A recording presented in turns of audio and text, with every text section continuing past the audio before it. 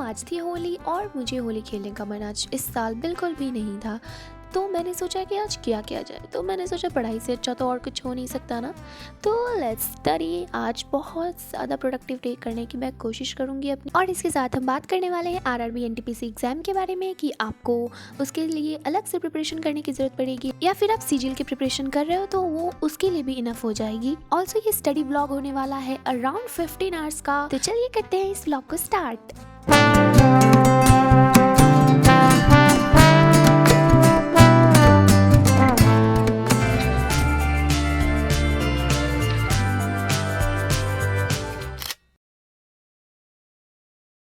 So good morning guys and welcome back to my channel. Let's crack it. So after so many days I'm posting a study vlog. तो आज ये vlog बहुत खास होने वाला है एंड अभी 2:23 AM हुए हैं एंड ये व्लॉग होली का है एंड आज मैं पोस्ट कर रही हूँ इसको क्योंकि मुझे पोस्ट करने का टाइम नहीं मिला इस व्लॉग को। सो इस व्लॉग को पूरा देखिएगा क्योंकि आज होली थी और मुझे मन नहीं था होली खेलने का, क्योंकि हम लोग आज इस साल गाँव नहीं गए थे। हम लोग हर साल होली खेलने के लिए गाँव जाते हैं और इस साल हम नहीं गए थे। तो मैंने सोचा कि अकेले होली क्या खेलूँगी, तो मैंने सोचा कि इस दिन को सबसे अच्छे तरीके से यूटिलाइज़ कैसे किया जाता है वो है पढ़ के। और आज मैंने सोचे थे बहुत सारे मैं टेस्ट्स दूंगी। एंड उससे पहले अगर आप चैनल पे न्यू हैं तो वीडियो को लाइक करके चैनल को प्लीज़ सब्सक्राइब कर दीजिएगा। एंड उससे पहले मैं आपको बता दूं, जो कि वीडियो के स्टार्टिंग में मैंने बताया था कि आपको कोई डाउट हो तो आप कहाँ पूछ सकते हो। तो ये मेरा डिस्कशन ग्रुप है लेट्स क्रैक इट का, जिसका डिस्क्रिप्शन बॉक्स में लिंक गिवन है। ये मेरा ग्रुप है एंड लिटरली मैं एवरी कमेंट का आप देख सकते हो रिप्लाई करती हूँ। जो कमेंट मुझसे कुछ पूछा हुआ होता है ना किसी ने, तो मैं उसका ऑलवेज रिप्लाई करती हूँ। एंड ये ग्रुप मेरा है, ये पीडीएफ्स का ग्रुप है। इसमें आपको एसएससी के जितने भी अभी फ्री बुक्स के पीडीएफ्स होते हैं ना, जितने भी, आपको अलग अलग ग्रुप्स में जाके ढूंढने की ज़रूरत नहीं पड़ेगी। आपको सारा कंपाइल्ड पीडीएफ इसमें मिल जाएगा। तो आप जाके ज्वाइन कर लेना। दोनों ग्रुप का लिंक डिस्क्रिप्शन बॉक्स में गिवन है। सो हम आगे बेड साफ़ करके मैं बैठ चुकी हूँ अभी स्टडी टेबल पे and we are going to study. अभी सबसे पहले स्टैटिक जीके, और जीके में मुझे थोड़ा एंशिएंट हिस्ट्री रिवाइज करना है एंड सुबह से अच्छा टाइमिंग उसके लिए कोई हो भी नहीं सकता।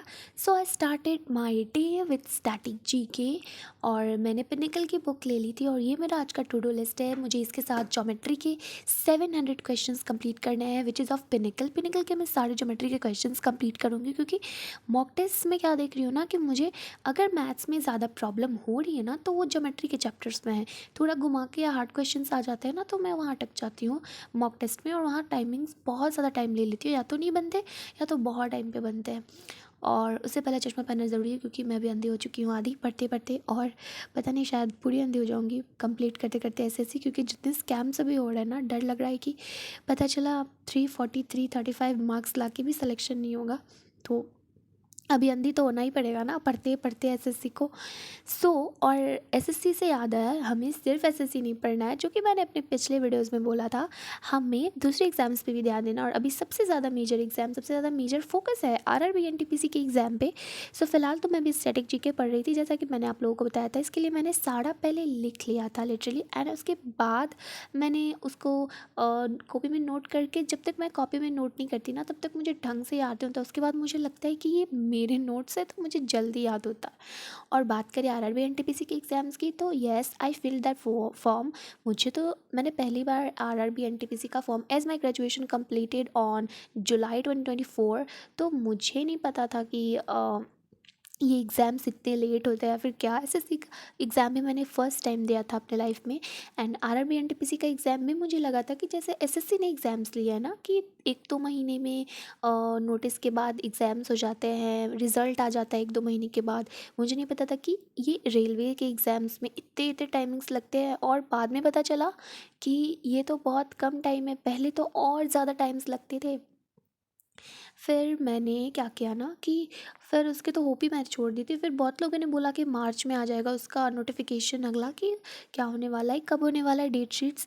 पर अभी तक तो कुछ नहीं आया, और अभी फ़िलहाल तो मार्च एंडिंग है जब मैं ये वीडियो डाल रही हूँ।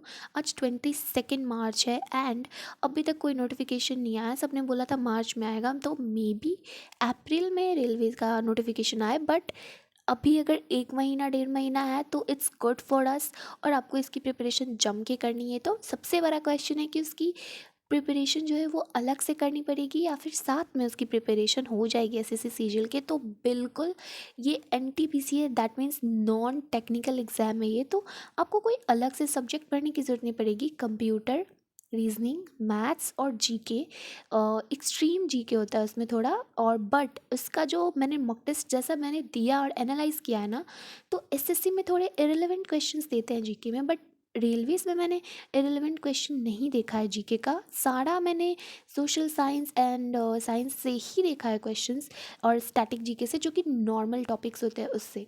सो फाइनली मैं अभी तो अपना स्टैटिक जीके मैंने कंप्लीट कर लिया है पूरा जीके, एंड उसके बाद मैं थोड़ा नहा वहा के तैयार हो गई क्योंकि आज होली थी। रेड रेड पहन लिया मैंने, एंड आप वीडियो के मिडिल तक पहुंच गए और अभी तक आपने सब्सक्राइब नहीं किया है तो प्लीज़ मेरे चैनल को सब्सक्राइब करके वीडियो को लाइक ज़रूर कर दीजिएगा और बेल आइकन प्रेस ज़रूर कर दीजिएगा ताकि नोटिफिकेशंस आपके पास जा पाए। सो सिंस मैंने एसएससी सीजीएल प्री के बाद कभी अपने फेसेस पे ज़्यादा ध्यान नहीं दिया, कभी क्या बिल्कुल भी नहीं दिया था मेंस के चक्कर में, since it was my first attempt I put my whole effort in that exam, पर वो क्लियर नहीं हुआ कुछ मार्क्स के कारण। But still there is time and it's not about to being sad, क्योंकि 2-3 महीने के लिए आप जब तक सैड होगे ना तब तक फिर से आपको सैड होने की बारी आ जाएगी, and I don't want that. So मैंने थोड़ा सा अपने स्किन पे भी ध्यान दिया, बेसिक स्किन केयर्स की थी मैंने, सनस्क्रीन लगाई, मॉइस्चराइज़र लगाया है, एंड देन जल्दी से, जितना जल्दी हो सकता था ना मेरे से, मैं जल्दी से नहा के आई थी, एंड जल्दी से भी खाना खा के मैं जाऊँगी फिर से पढ़ने के लिए, since I have to make my day more productive, ताकि मुझे आज सेटिस्फेक्शन मिले कि चलो होली नहीं खेलने मिला पर मैंने आज बहुत ज़्यादा पढ़ाई की। सो शी इज़ माई मम्मा, और आज बहुत प्यारा प्यारा खाना बनाया था होली के दिन इन्होंने, और this is just my favourite. इससे अच्छा मुझे कुछ भी नहीं लगता होली में, and this was just perfect. इसका टेस्ट जैसा होना चाहिए था। और आप लोगों ने होली मनाई है या फिर नहीं मनाई इस साल? आप लोगों ने पढ़ाई की होली पे? मे भी बहुत सारे लोगों ने तो पढ़ाई नहीं की। जब हम भी गाँव जाते हैं ना तो बिल्कुल पढ़ाई नहीं होती होली के दिन। होली के दिन पढ़ाई, इट्स अ क्राइम। सो इसके बाद पढ़ने का थोड़ा कम मन था तो मैं चली गई थी वीडियो लेक्चर्स देखने, क्योंकि इसमें आपको एफर्ट्स नहीं डालने पड़ते हैं, आपको पढ़ाई के लिए ज़्यादा कॉन्सेंट्रेट नहीं करना पड़ता और खुद हो जाता है। तो मुझे यूट्यूब से रानी मैम के पूरे फ्रेजल वर्ब्स आज कवर करने थे। बहुत दिनों से मैं सोच रही थी, and since it was Saturday तो मैंने सोचा कि पूरा फ्रेजल वर्ब ख़त्म कर लूँ। तो सबको मैंने जल्दी जल्दी अपने कॉपी में नोट किया, सारे फ्रेजल वर्ब्स को, क्योंकि बिना नोट किए कॉपी में मुझे याद नहीं होता कोई पीडीएफ वगैरह से, ज़्यादा टाइम तक मेरे दिमाग में रिटेन वो चीज़ें नहीं रहती। ये चीज़ें मैंने आपको पहले भी बताई है। तो मैंने सबसे पहले सबको अपने कॉपी में नोट किया, एंड देन मैंने सबको रिमेंबर किया। बस एक झलक मैंने पूरा याद नहीं किया था, क्योंकि इसको करने में ही मुझे 1 से 1.5 घंटे लग गए थे, लिखने में ही सारा।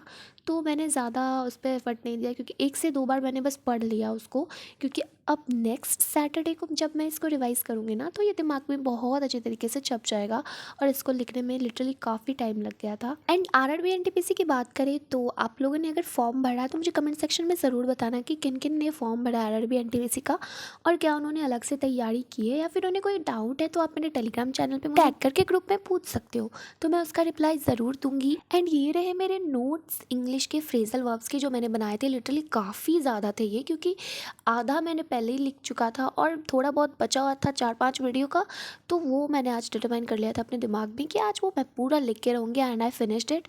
और लिटरली ये सारे मुझे रटने थे। 1 से 2 बार मैंने आपको बोला मैंने पढ़ा था, तो ये मुझे पढ़ा, और मुझे नींद आ रही थी बहुत ज़्यादा। इसको पढ़ते पढ़ते मैं बोर हो रही थी। जीके में क्या है ना, थोड़ी इंटरेस्टिंग चीज़ें आती है बीच बीच में, कहानी टाइप की, और इसमें तो लिटरली पूरा रटना होता है, तो थोड़ा बोरिंग मुझे लग रहा था ये जीके से ज़्यादा। But I still read it about 2 times, ठीक है। उसके बाद एक और इम्पॉर्टेंट बात है, रिमेंबर, और आप लोगों को पता ही होगा कि आरआरबी एनटीपीसी में कंप्यूटर सेक्शन आते हैं। रीजनिंग लिखा तो नहीं होता, बट रीजनिंग में ही कंप्यूटर सेक्शन उन्होंने दिया हुआ होता है। अगर आपने मॉक्स अटैम्प्ट किए होगे तो आपको पता होगा, अगर आपने मॉक टेस्ट नहीं दिए हैं आरआरबी एनटीपीसी के तो आपको नहीं पता होगा, ठीक है। तो इसकी तैयारी करना बिल्कुल मत भूलना, आप मॉक्स अटैम्प्ट करो।